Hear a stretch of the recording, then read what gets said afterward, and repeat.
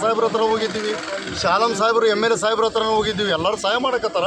ಇವಾಗ last ಮುಗಿಸ್ sir, ಇವಾಗ ಪೊಲೀಸವರು ಬೇಜಾರು ಬಂದುಬಿಟ್ರ, ಭಾಷೆ ನೀನು ಒಳಗಾಗ್ತೀವಿ ಅನ್ನಕತ್ತಾರ. ಬೇಡ ಸರ್, ನಾವೇ ಕಟ್ಕೊಂತೀವಿ ಅಂತ. ಇವಾಗ 10,000 ರೂಪಾಯಿ ಇನ್ಸೂರೆನ್ಸ್ ಐತೆ, ಪರ್ಮಿಟ್ ಗಿರ್ಮಿಟ್ ಅಂದರೆ 20,000 ಬೇಕು. ಭಾಳ ಬಡತನ ಐತೆ ಸರ್ ಇಲ್ಲಿ ರಾಯಚೂರಿನಾಗ. ರಾಯಚೂರು ಡೆವಲಪ್ಮೆಂಟ್ ಇಲ್ಲ. ಸ್ವಲ್ಪ ದಯ ಮಾಡಿ ಪೊಲೀಸವರು ಸ್ವಲ್ಪ ಏನೋ ಟೈಮ್ ಕೊಟ್ಟರೆ ನಾವು ಮಾಡ್ಕೊಂತೀವಿ ಅಂತೀವಿ. ಅದೇ ಭಿಕ್ಷೆ ಬೆಳಗ್ಗೆ ಬಂದಿದ್ದೀವಿ. ಸಾಹೇಬ್ರು ಅಂದರು ನೋಡಪ್ಪ ಒಂದು ತಿಂಗಳು ಟೈಮ್ ಕೊಡ್ತೀನಿ, ಮತ್ತೆ ನೀವು ಮಾಡ್ಕೇರಿ ಅಂತ ಸಂದ್ರು ಸರ್. ಅದಕ್ಕೆ ನಾವು ಬಂದೀವಿ.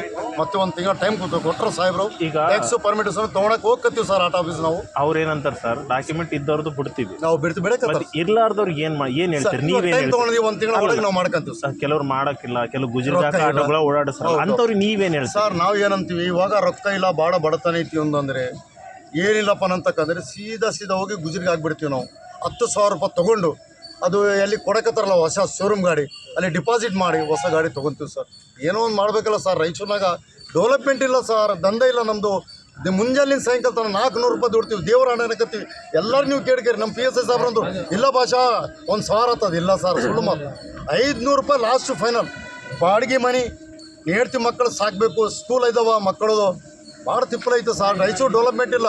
ಯಾಸಿನ್ ಸಾಹೇಬ್ರು ಇದ್ದರು 20 ವರ್ಷ, ಏನು ಡೆವಲಪ್ಮೆಂಟ್ ಆಗಿಲ್ಲ. ಇವಾಗ MLA ಸಾಹೇಬ್ರು, ನಮ್ಮ ಪಟೇಲ್ ಸಾಹೇಬ್ರು ಬಂದರು, ಏನು ಮಾಡಿಲ್ಲ. ಏನನ್ನು ಡೆವಲಪ್ಮೆಂಟ್ ಮಾಡಿರಿ ಸರ್. ಇದೇ ಬೀದರ್ ಎಷ್ಟು ಡೆವಲಪ್ಮೆಂಟ್ ಆಗ ದಿನ 1,000 ರೂಪಾಯಿ ಆಟೋ ಚಾಲಕರು ಮಾಡಕತ್ತಾರೆ. ಭಾಳ ಕಷ್ಟದಿಂದ ಜೀವನ ಮಾಡಕತ್ತೀವಿ. PSI ಸಾಹೇಬ್ರು ಅಂತ ಬೇಡ್ಕೊಂಡೀವಿ ಸರ್. ಒಂದು ತಿಂಗಳ ಟೈಮ್ ಕೊಟ್ಟಾರ. ಇವಾಗ ಸೀದಾ ಹೋಗಿ ಬಿಟ್ಟರೆ 500 ಫೈನ್ ಹಾಕತ್ತಾರೆ. ಹಾಕ್ಯಂದು ಸೀದಾ ಆಟೋ ಆಫೀಸ್ಗೆ ಹೋಗಿ ಕೆಲಸ ಮಾಡ್ಕೊಂತೀವಿ ಸರ್. ಸ್ವಲ್ಪ ಟೈಮ್ ಕೊಡೋಂತ ಭಿಕ್ಷೆ ಬೇಡಕತ್ತೀವಿ ಸರ್. ನೋಡಿ ಸರ್, ಸೈಯದ್ ಬಾಷಾ ಖಾದ್ರಿ, ಆಜಾದ್ ಆಟೋ ಚಾಲಕರ ಸಂಘ ಸರ್, ಅಧ್ಯಕ್ಷ. ಮತ್ತೆ